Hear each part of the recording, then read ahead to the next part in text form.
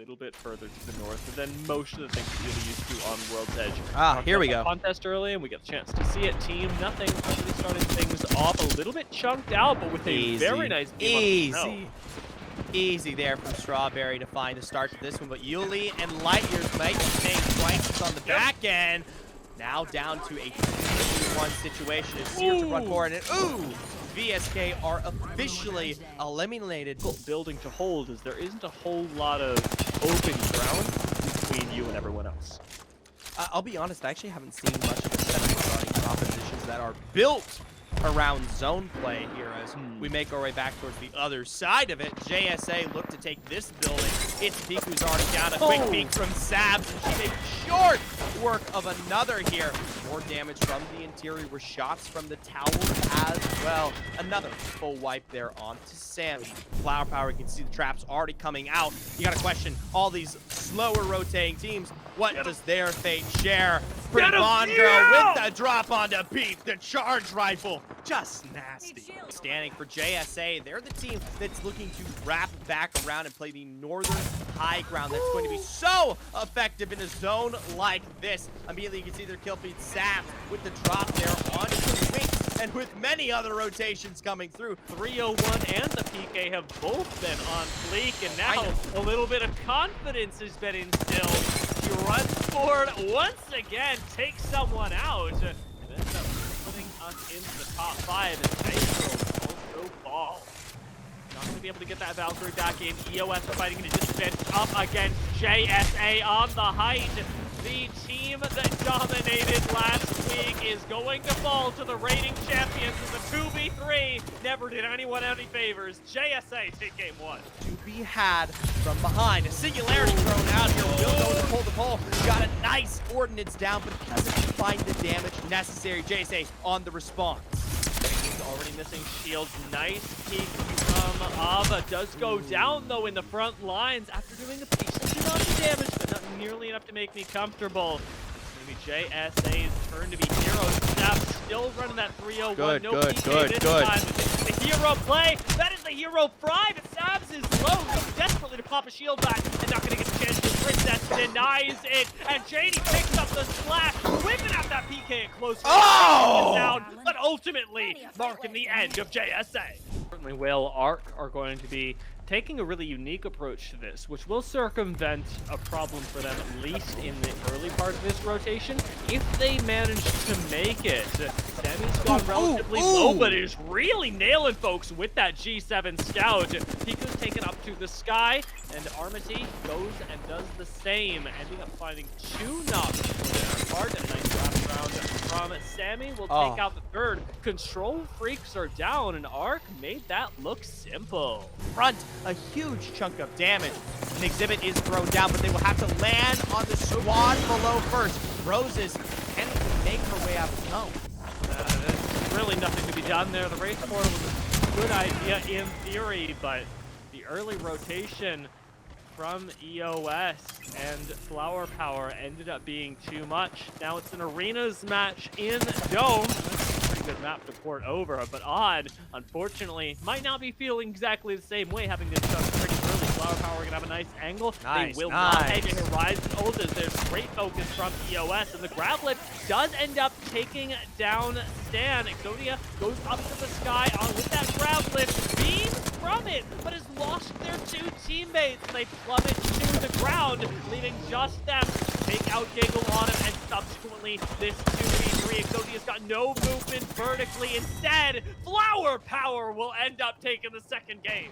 Third-party situations, since the zone is pulling right next door outside of Landslide. Seems like Nice Girls, though, will have the opportunity to fight already. Have one low, no crack just yet. Movana's taking risks here, but also taking lives as WKL go down to Nice Girls.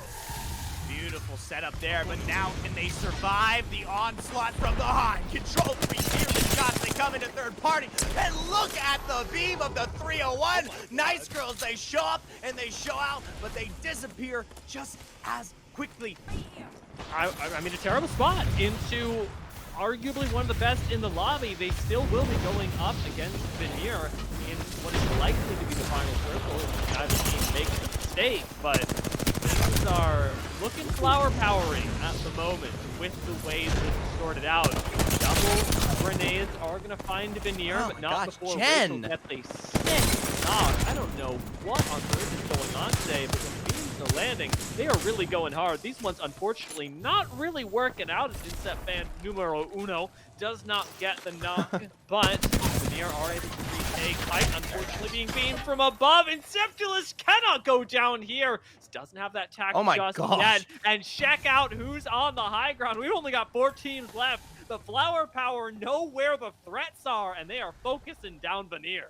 There it is. There We're it gonna is. see how this play works out because Veneer have decided to contest high ground. Doesn't look like it's working out. That's a big stinky Papa Bomb and a great Horizon ult on top of it. We got health ticking down. 8 seconds left on this zone close, and the one prayer, the one push that Veneer made has now been stopped. They're right back down to the low ground. Traps are being set up again, and you said it before, Zephyr.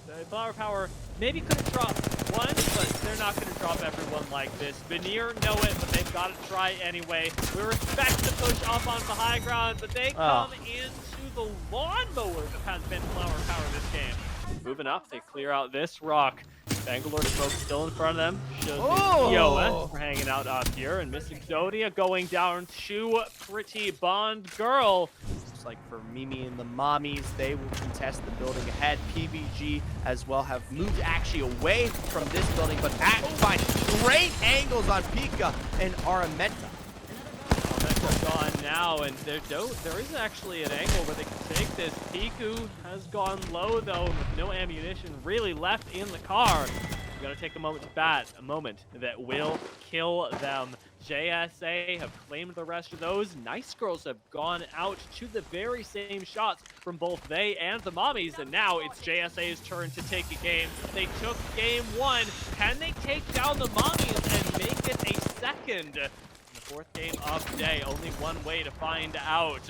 Right now, they've got very little to work with, but like you say, Sabs on that off angle has opened up so much space for Janie to follow up, so much space for Ava to be able to throw in shots as well. Things start getting real complex, and all the Mommies have just given this position up. Only 2 scanned inside the building, but that is going to be more than enough for JSA to start taking flank angles. As a reminder, these buildings, not easy to defend, especially when you're trapped inside of them. Ava's gone low, Sabs has taken this as well, and it's 2v2, and Janie just breezes right through here with the PK. Finding the counter knock just in time and taking JSA to the victory. Taking time to heal back up. Not quite sure where we've got pressure incoming from.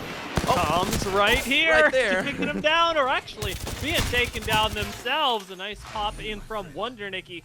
But that, granted, is miles away. We take a look at things like this high ground exposure held in control by EOS. They've got the weaponry to boot, but they are contested.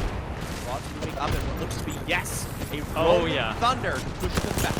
This is going to be really helpful for EOS. Very difficult to push into this, and they can continue moving forward, clearing out the competition and claiming that's the first one to themselves.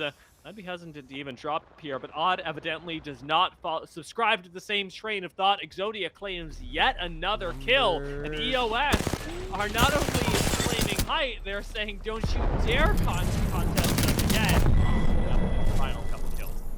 This is Dia's way of saying what you just said was really stupid, but I have to acknowledge it properly on cast.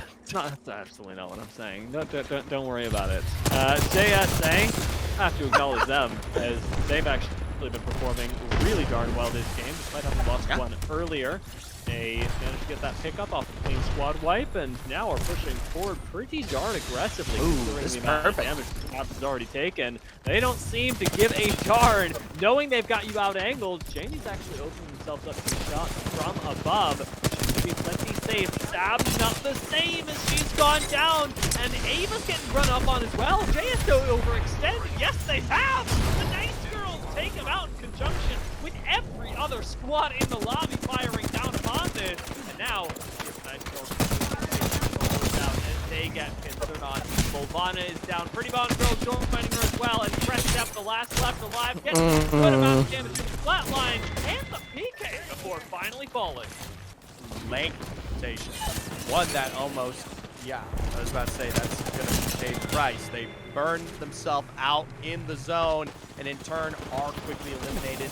EOS on their drop ahead will face difficulties as well from behind. The team that was on that low ground scanned earlier from comms take advantage with their own damage. Miz Exodia are still well and in it here with Flower Power in tow to eliminate Arc as well. Now a standard 3v3 here in our final moments of the game. A very, deja vu moment.